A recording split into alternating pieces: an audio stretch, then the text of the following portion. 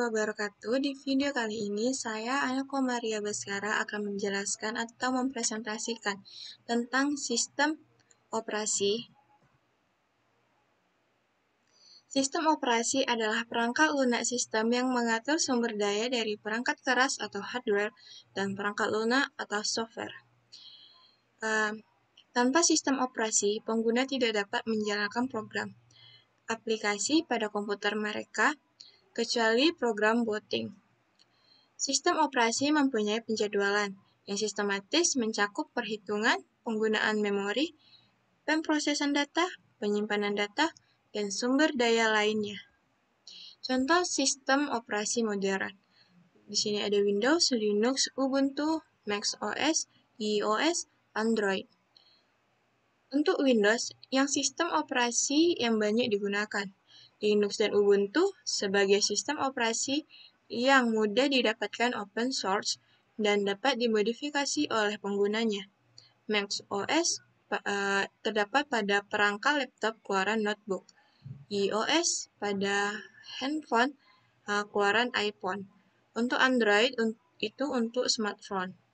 Di sini ada tujuan sistem operasi. Di sini ada 3 sistem. Ada 3 tujuan, yaitu yang pertama untuk membuat komputer menjadi lebih mudah dan menarik serta nyaman untuk digunakan. Yang kedua, memungkinkan sumber daya komputer digunakan secara efisien. Untuk yang ketiga, yang disusun atau diprogram sedemikian rupa memungkinkan menerima perubahan atau pengembangan baru yang efektif dan efisien, dapat melakukan pengujian sistem tanpa mengganggu layanan yang telah ada. Selanjutnya ini ada tipe pada OS. Yang pertama ada bad OS, yaitu job-job yang mirip dikumpulkan dan jalankan secara kelompok serta selesai maka secara otomatis kelompok lain akan dijalankan. Di sini ada contohnya yaitu pada gambar yang bisa dipahami melalui juga dengan gambar. Pertama dari job 1 akan diproses di operating system, habis itu masuk batch, habis itu dia akan lari ke CPU, setelah dari CPU maka kita akan lanjut lagi di job yang kedua. Nah, di sini ada dan batch OS ini memiliki beberapa keuntungan dan beberapa kekurangan, yaitu keuntungannya sebagai berikut. Beberapa pengguna dapat berbagi sistem batch. Waktu idle untuk sistem batch sangat sedikit. Mudah untuk mengolah pekerjaan besar berulang kali dalam sistem batch. Untuk kekurangannya yaitu operator komputer harus dikenal baik dengan sistem batch. Sistem batch sulit untuk didebug. Terkadang sistem ini mahal. Pekerjaan lain harus menggunakan waktu yang tidak diketahui jika pekerjaan ada yang gagal. Dan untuk yang selanjutnya yaitu ada time sharing OS. CPU dengan sistem tunggal yang membagi setiap tugas dengan waktu untuk eksekusi masing-masingnya, sehingga semua tugas berjalan dengan lancar dan dikenal dengan sistem multitasking. Waktu eksekusinya itu juga disebut dengan kuantum. Setelah interval waktu yang diberikan, maka OS beralih ke tugas berikutnya seperti gambar. Dan time sharing OS ini juga memiliki keuntungan dan kekurangan. Sebagai berikut, keuntungan yaitu setiap tugas mendapat kesempatan yang sama, lebih sedikit kemungkinan duplikasi perangkat lunak. Waktu idle, CPU dapat dikurangi. Untuk kekurangannya yaitu ada masalah keandalan, yaitu selanjutnya seseorang harus menjaga keamanan dan integritas program dan data pengguna. Selanjutnya ada masalah komunikasi data. Selanjutnya ada distribute OS. Jenis sistem operasi ini merupakan kemajuan terkini dalam dunia teknologi komputer dan diterima secara luas di seluruh dunia dan dengan kecepatan tinggi. Sistem independen memiliki unit memori dan CPU. Mereka sendiri disebut sebagai sistem yang digabungkan secara longgar atau sistem terdistribusi. Manfaat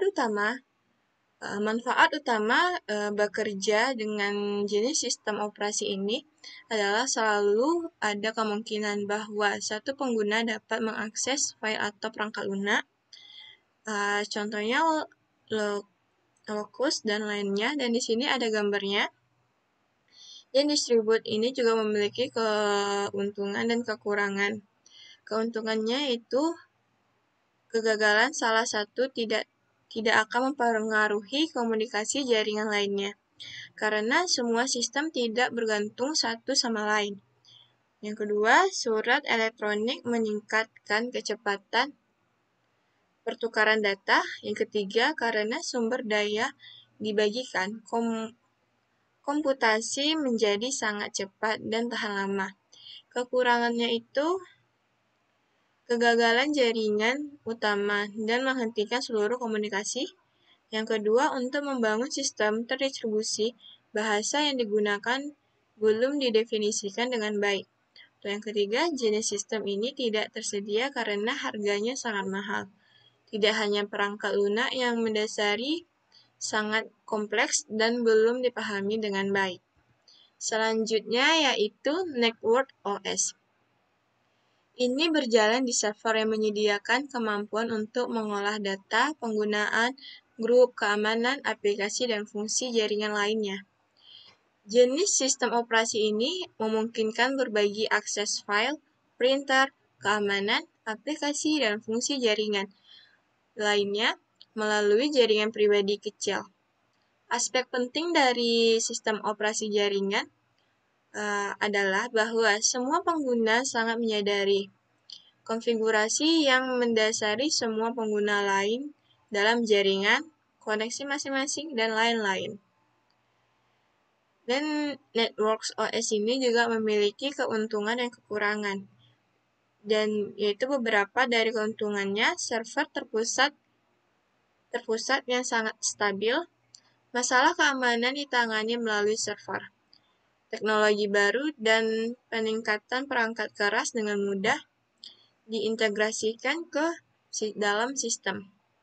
Dan ada juga beberapa kekurangannya, yaitu server itu mahal, penggunaan harus bergantung pada lokasi pusat dan berbagai besar operasi. Pemeliharaan dan pembaruan diperlukan secara teratur. Dan untuk yang selanjutnya, itu ada Real-Time OS. Interval waktu yang diperlukan untuk memproses dan menanggapi masukan yang sangat kecil. Interval waktu ini disebut dengan waktu proses. Sistem waktu nyata digunakan ketika ada persyaratan waktu yang sangat ketat seperti sistem rudal, sistem kendali lalu lintas udara, robot, dan lainnya. Contoh sistem operasi real-time ini seperti eksperimen ilmiah, sistem pencitraan medis, sistem kontrol industri, sistem senjata, robot, sistem kontrol lalu lintas udara. Nah, real-time ini dibagi menjadi dua jenis, yaitu ada sistem hard real-time dan soft real-time system. Untuk yang sistem hard real-time, OS ini dimaksudkan untuk aplikasi di mana batasan waktu sangat ketat dan bahkan penundaan sesingkat mungkin tidak dapat diterima.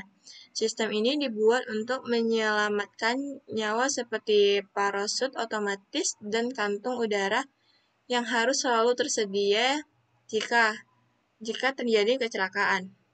Untuk soft real-time system, OS ini ditunjukkan untuk aplikasi yang batasan waktunya tidak terlalu ketat. Dan real-time OS ini memiliki keuntungan dan kekurangan. Keuntungannya itu sebagai beberapanya yaitu konsumsi maksimum, yaitu pemanfaatan perangkat dan sistem secara maksimal sehingga lebih banyak keluaran dari semua sumber daya. Yang kedua, error free, yaitu jenis sistem ini bebas dari error. Yang ketiga, alokasi memori, yaitu alokasi memori paling baik dikelola dalam jenis sistem ini. Kekurangannya itu ada juga, yaitu yang pertama menggunakan sumber daya sistem yang berat. Maksudnya terkadang sumber daya sistem tidak begitu bagus dan harganya juga mahal. Yang kedua, algoritma kompleks. Algoritma yang sangat kompleks dan sulit untuk ditulis oleh desainer. Dan yang terakhir atau yang ketiga, tugas terbatas, yaitu sangat sedikit tugas yang dijalankan pada waktu yang sama dan konsentrasinya sangat sedikit pada beberapa aplikasi untuk menghindari kesalahan. Selanjutnya ada fungsi sistem operasi. Di sini fungsinya itu ada beberapa, yaitu ada 3. Yang pertama ada sistem operasi membuat komputer menjadi lebih mudah dan menarik serta nyaman untuk digunakan. Yang kedua, sistem operasi memungkinkan sumber daya komputer digunakan secara efisien. Yang ketiga, sistem operasi yang disusun atau diprogram sedemikian rupa memungkinkan menerima perubahan atau pengembangan baru yang efektif dan efisien, dapat melakukan pengujian sistem tanpa mengganggu layanan yang telah ada. Selanjutnya di sini ada beberapa sejarah sistem operasi. Di sini ada generasi pertama, yaitu pada tahun 1945 sampai dengan 1955. Generasi pertama merupakan awal perkembangan sistem komputasi elektronik sebagai pengganti sistem komputasi mekanik. Di generasi kedua, yaitu tahun 1955 sampai dengan 1965, di generasi kedua memperkenalkan batch processing system, yaitu job yang dikerjakan dalam satu rangkaian lalu dieksekusi secara berurutan. Yang ketiga ada generasi ketiga 1965 sampai dengan 1980. Pada generasi ini, perkembangan sistem operasi dikembangkan untuk melayani banyak pemakaian sekaligus. Dan untuk yang terakhir di generasi keempat atau pasca 1980-an, sistem operasi dipergunakan untuk jaringan komputer di mana pemakaian menyadari keberadaan komputer-komputer yang saling terhubung satu sama lainnya. Untuk selanjutnya ada jenis sistem operasi. Di sini ada 2 jenis, yaitu yang open source dan closed source. Open source adalah perangkat lunak di mana kode pemrograman terbuka dan disediakan oleh pengembangnya secara umum agar dapat dipelajari, diubah atau dikembangkan lebih lanjut dan disebarluaskan. Sedangkan closed source adalah sistem operasi yang kodenya tidak dibuka untuk umum. Pemilik kode yang closed source bisa membagi source kodenya melalui lisensi dengan gratis maupun membayarnya. Jadi, hanya sekian yang bisa saya jelaskan atau saya mempresentasikannya.